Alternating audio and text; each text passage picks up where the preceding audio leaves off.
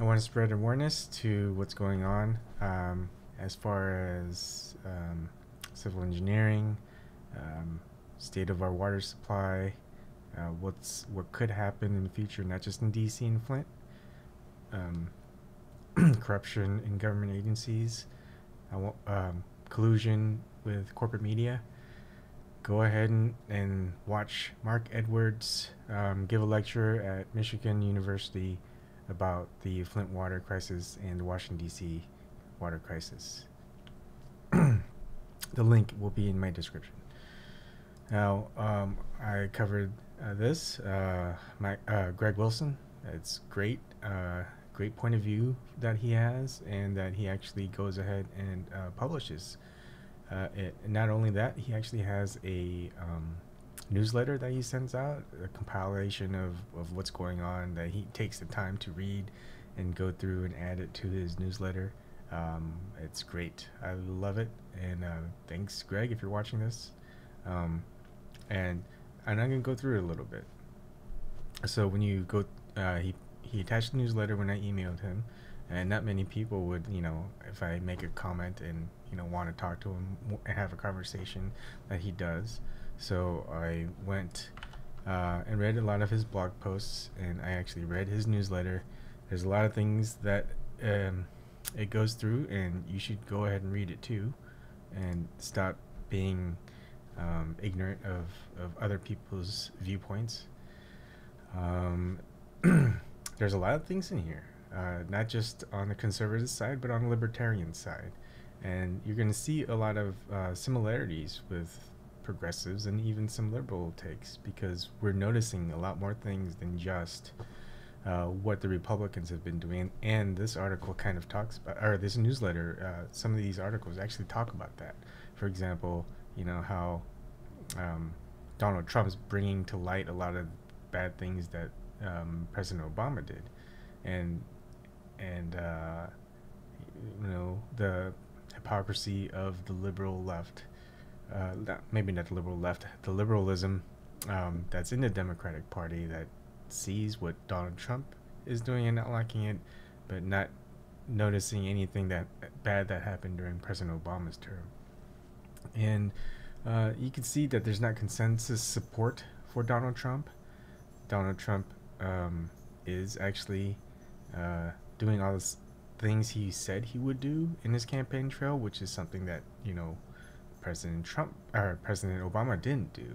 If President Obama did do all the things that he did, there would have been a lot more support for him, and probably towards Hillary Clinton, because she was touting his thing, but not really. Maybe there would have been more actually support for Bernie Sanders if President Obama did the things that he's promised he would do in the campaign trail. But yeah, he's there's a lot of things that they cover. It's great. Some of the things that stands out is the things that I don't notice, that I didn't notice. For example, here it is, old rebel Mike Tuggle talking about how California wants to secede. And only because President Trump is president. But of course they actually did. I went ahead and looked at it, and you can see here's an article on CNBC about it. California secession movement starts gathering petition signatures. And the thing is, the hypocrisy of the liberalism, the leftist liberalism, I don't know what you would call it. It's not liberal, but it's liberalism as a democratic movement. Democratic Party movement? I don't know. Anyways, they always make fun of how Florida wants to secede, or Texas wants to secede, or any country in the South. Excuse me. So to see a very blue state want to do that, it's kind of an embarrassment. Not to me, I'm an independent. I lean left, but I lean right also. You know what I lean? Actually, I lean libertarian too. But here, let's go back to the PDF. Excuse me. You know, how about that we put into pensions? A lot of libertarians really want stronger local government, weaker federal government. They don't want to interfere in in in foreign relations. They don't even want to interfere in, you know, what's going on in other states. And so a lot of, and if you look at it, here's a breakdown. There's actually more people who voted for libertarians than they did Jill Stein Green Party. Most of the progressives actually voted for Stein. The libertarians voted for Johnson. And I'm probably thinking there's a good amount of libertarians that voted for Trump, but might be regretting it, because even though he's doing some things that kind of like help restrain or intrusion into things like United Nations and things like that, he's also possibly escalating things too. So they don't know. They're waiting.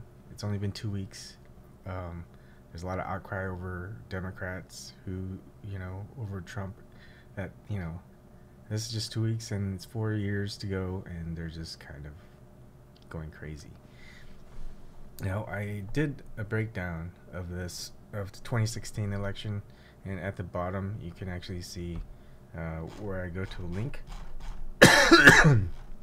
Excuse me. Where you get the it's on electproject.org, where you get the total amounts of millions of votes cast and how many people were voting age. I did the same thing to get that same data. Give me a second, let's clean this up.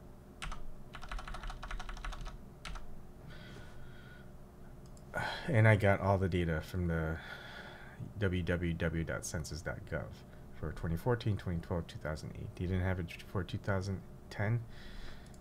And what I want to kind of discuss is, you can see that, of course, when there wasn't a presidential election, voting was down, but otherwise, voting percent that voted was still 55%, not that bad, compared to, I mean, it's a lot lower than it was in 2008 and 2012.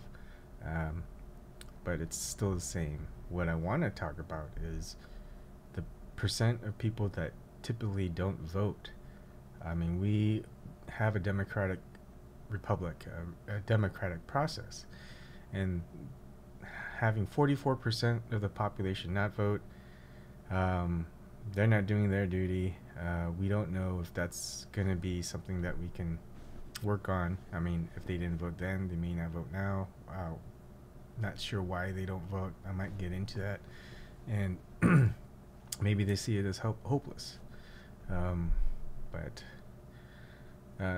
whoever's, I mean, a lot of people don't think that the people we elect into office is representing us in the first place, much less when we don't, when everyone who can vote votes. They're definitely not representing at least 45% of us. And like I say, you know, if you don't vote, if you don't participate, you really shouldn't complain. That's just my stance. It's I know it seems hopeless, but you know, you don't have to just vote. You can participate in your local communities and or reach out to different communities outside. If you look at the demographics between rural areas and urban areas, you'll see a big difference. Why is that difference there? Why are rural areas more conservative? Why are urban areas more democratic? So, I mean, not democratic, more liberal, or liberal seeming. Okay, that's getting a little bit too much into it, but segueing back. See a lot of hypocrisy in that newsletter, just like Bill Maher, and I'm noticing it, is he talks about the Republican bubble, but then he doesn't realize the bubble that the Democrats have. So it's like a hypocrisy that, as an independent me, that I see is and not all Republicans, not all Democrats. Um, I I want everyone to get together and make this work as countrymen. I don't call you're not my enemy yet. Enemy are the people who oppress freedom, oppress justice. I can't say it just as well, but here it goes. You my opposer when I want freedom. You my opposer when I want justice. You my opposer when I want equality. See, Muhammad Ali said that the best. Get all that other junk out of context, because that was back in 1967. But that happens everywhere, even now, even in the U.S. And another thing is, we need to start getting out of other people's business. One of the Google searches, how much is America costing? How much does it pay us to work with the UN? The United Nations. Do we need to? We gotta stop being world's police, or maybe not even police, world's bully these days.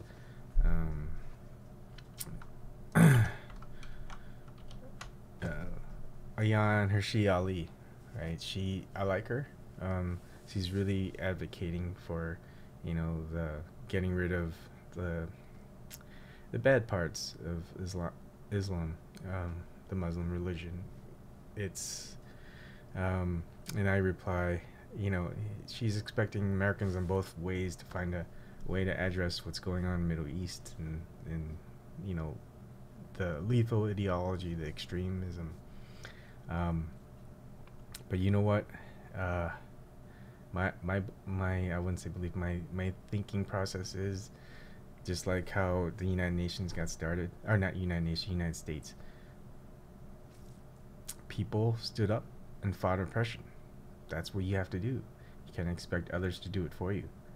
Muslims are oppressed. The Muslims need to fight back. They make a stand. Americans aren't going to do it for you. We shouldn't. Christians shouldn't do it for you. Jews shouldn't do it for you. Muslims, if you're oppressed by your own ideology, then you need to fight back. If your ideology is about peace, then you got to make sure that you spread that message. And that's something that people who are oppressed have to do. They have to take a stand and fight back. If you want peace, sometimes you have to fight for it. Sometimes, you run away, but it'll catch up to you sometimes. And I think that's where a lot of Americans feel. And I think, like I just showed you, Muhammad Ali, right? He's talking about fighting for stuff that we have problems here. I feel like it's like if I had drinking problem, I had drug problem, and I didn't work on it myself. All I did was help others, get food, and that people are hungry. Well, that's a great thing, but really it didn't help me, fight my addictions and causing me harm, which could in turn cause others near me harm. But I'm focusing on something that doesn't affect me that much. People should find ways to eat on their own. They're not helping you to stop drinking. They're not helping you to stop your drug addictions, right? And I think a lot of Americans feel this way. Maybe they not express it, but that's how they feel, and that's but a lot of people do feel that way.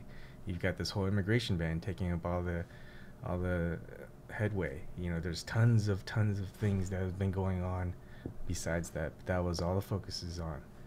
And just like Muhammad Ali said, you my opposer when I want freedom. You my opposer when I want justice. You my opposer when I want equality. You won't even stand up for me in America for my religious beliefs, and you want me to go somewhere and fight, but you won't even stand up for me here at home. And that goes more to the point. A lot of people stood against the immigration ban from those 7 countries for Muslims, majority Muslims. Now, where are these people who've been oppressed? Are they going to fight for stuff that's going on here? Are they going to fight for, say, you need allies for healthcare, you need allies for, less taxes on the poor, less government overreach? Are you gonna, have our back, type of thing? It's like, well, if that's not gonna happen, and we're gonna see if that's not gonna happen or happen, or whatever. So, anyways, that's a way to reach out. That's a way to make allies. Maybe they didn't ask for it, but you help them. But that's not just a ideological thing. It was just, for most people like me, banning immigration is just bad policy anyways. It doesn't fix the inherent problem that we have. That's, I think that's kind of a lot of viewpoints of libertarianism, but maybe not conservatism. And when you're reading this newsletter, you get a sense of what the conservatives, the Republicans, the libertarians are talking about. They're what their focus is on. Aside, Fox News is really big, and that's just one big syndicate aside from InfoWars. But they focus on a lot of articles, a lot of written things, because that's where they can actually see a lot of data, a lot of people's viewpoints going through. A majority of them are still in the older generation. You don't really see the new conservatives, the new libertarians that much. They still need to learn a lot of their history, and I learned a lot of their history and appreciate it enough to fight for it and keep their traditions on. That's what conservatism is about.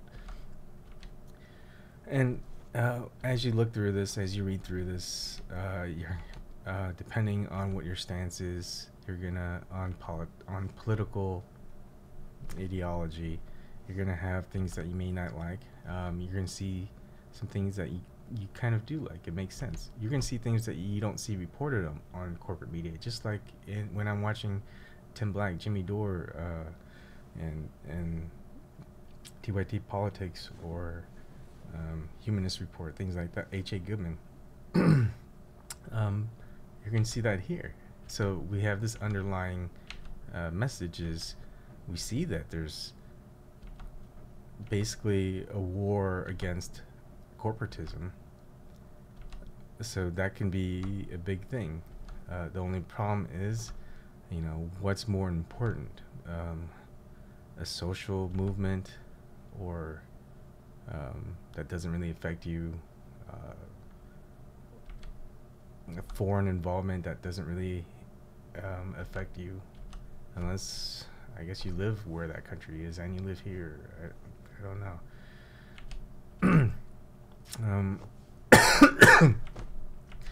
So it's, they don't really want taxes. Most of them,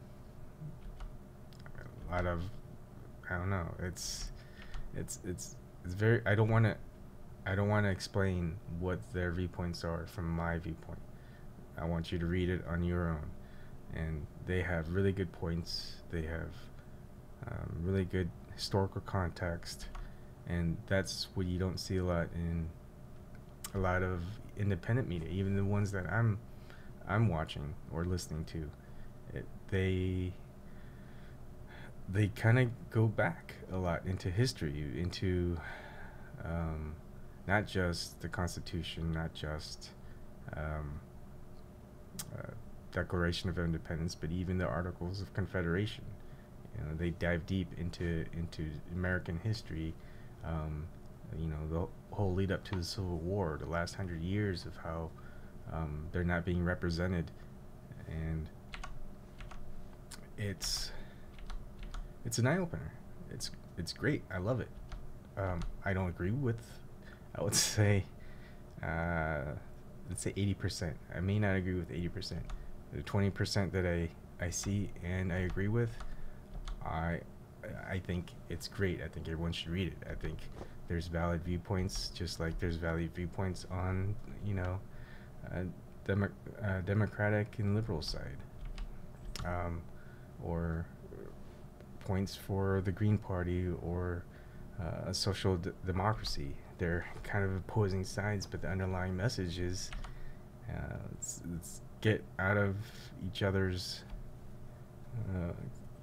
way and concentrate on living our own lives,